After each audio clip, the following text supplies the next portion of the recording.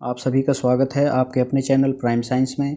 बच्चों, आज की इस वीडियो में हम एक्सप्लेन करेंगे क्लास 9th की वर्कशीट नंबर 46। यह वर्कशीट चैप्टर 6 उत्तक से रिलेटेड है।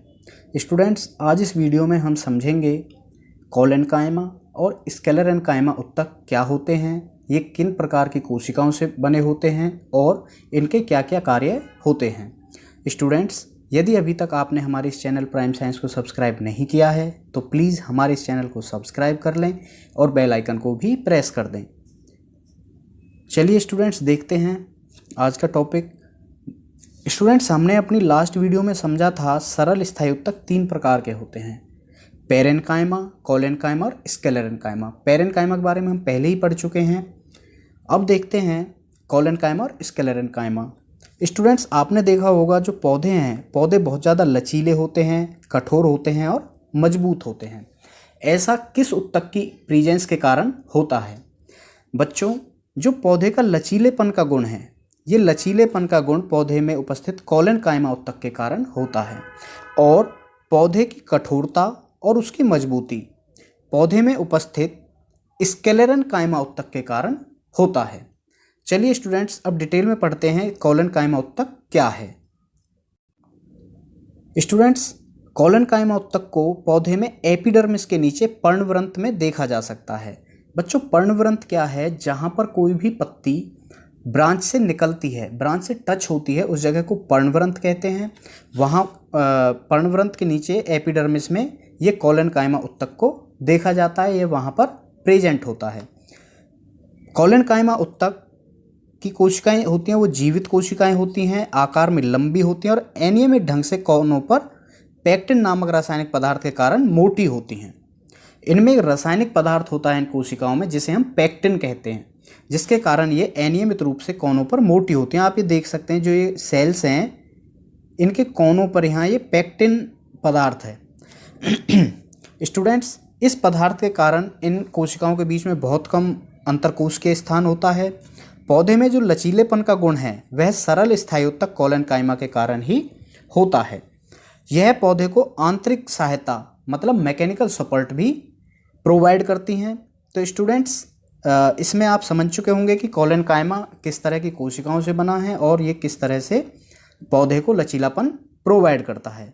अब देखते हैं स्क्लेरेनकाइमा। बच्चों, स्क्लेरेनकाइमा भी एक सरल स्थायी उत्तक है और ये पौधों को कठोरता और मजबूती प्रदान करता है। इस उत्तक की कोशिकाएं परिपक्व कोशिकाएं होती हैं और मृत कोशिकाएं होती हैं।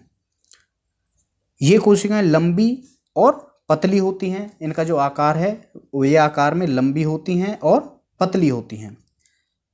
स्टूडेंट्स, इन कोशिकाओं की भित्ति मोटी होती है। ऐसा एक लिग्निन नाम के रासायनिक पदार्थ के कारण है। इस लिग्निन नाम के रासायनिक पदार्थ के कारण इन उत्तकों की जो भित्ति है वो मोटी होती है। कोशिकाओं के बीच में आंतरिक स्थान नहीं होता है। जो दो कोशिकाओं के बीच में इंटरसेल्यूलर स्पेस होता है वो बहुत कम होता है या फिर नहीं होता है। स्टूडेंट्स, यह उत्तक पौधे के तने में पाया जाता है, संवहन बंडल वैस्कुलर बंडल के समीप पाया जाता है और पत्तों की सिराओं में। आप जो पत्ता देखेंगे उन पत्तों के पीछे जो आपको पीछे लाइंस दिखाई देती हैं उनमें पाया जाता है। बीज और फलों के कठोर छिलके में होता है।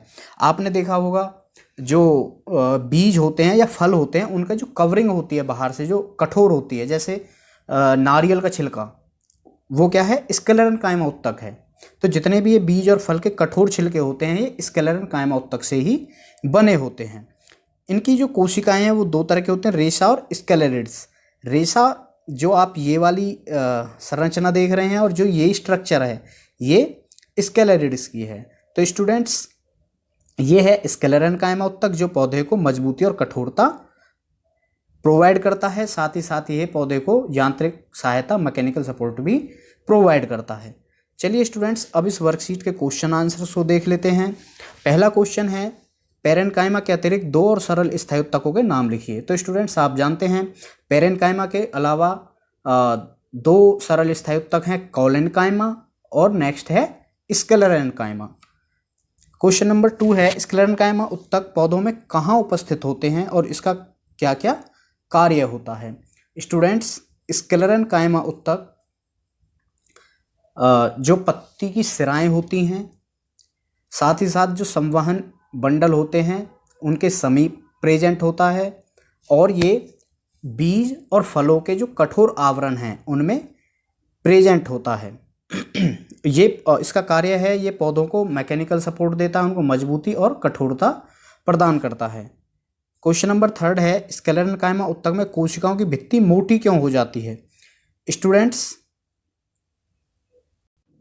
अभी हमने जैसा पीछे पढ़ा था, स्क्लेरेन्काइमा उत्तक की कोशिकाओं में एक रासायनिक पदार्थ होता है जिसे हम लिग्निन कहते हैं। उस लिग्निन पदार्थ के कारण, रासायनिक पदार्थ के कारण इन कोशिका भित्ति मोटी हो जाती है। नेक्स्ट है, कोलेनकाइमा उत्तक में पौधे में कहाँ उपस्थित होता है और इसके क्या क्या कार्य होते हैं? बच्चों, कोलेनकाइमा उत्तक एपिडर्मिस के नीचे पर्णवृंत में होता है और ये पौधे को लचीलापन और यांत्रिक सहायता प्रदान करता है। नेक्स्ट है, स्क्लेरेन्काइमा और कोलेनकाइमा उत्तक में अंतर स्पष्ट कीजिए। तो स्टूडेंट्स, हम जानते हैं स्क्लेरेन्काइमा उत्तक में रासायनिक पदार्थ होता है लिग्निन, जबकि कोलेनकाइमा उत्तक में रासायनिक पदार्थ होता है पेक्टिन। दूसरा, कोलेनकाइमा उत्तक की जो कोशिकाएं वो जीवित होती हैं और स्क्लेरेन्काइमा उत्तक की कोशिकाएं मृत होती हैं, मैच्योर होती हैं। स्क्लेरेन्काइमा पौधे को मजबूती और कठोरता प्रदान करता है, जबकि कोलेनकाइमा पौधे को लचीलापन प्रदान करता है। स्टूडेंट्स, यह थी आज की वर्कशीट नंबर 46, जिसमें हमने कोलेनकाइमा और स्क्लेरेन्काइमा उत्तकों के बारे में डिटेल से पढ़ा, साथ ही इसके क्वेश्चन को भी हमने सॉल्व किया। स्टूडेंट्स, यदि इस वर्कशीट को समझने में आपको यह वीडियो हेल्पफुल लगी है तो इस वीडियो को लाइक करें, अपने फ्रेंड्स के साथ शेयर करें और हमारे इस यूट्यूब चैनल प्राइम साइंस को सब्सक्राइब कर लें। Thank you.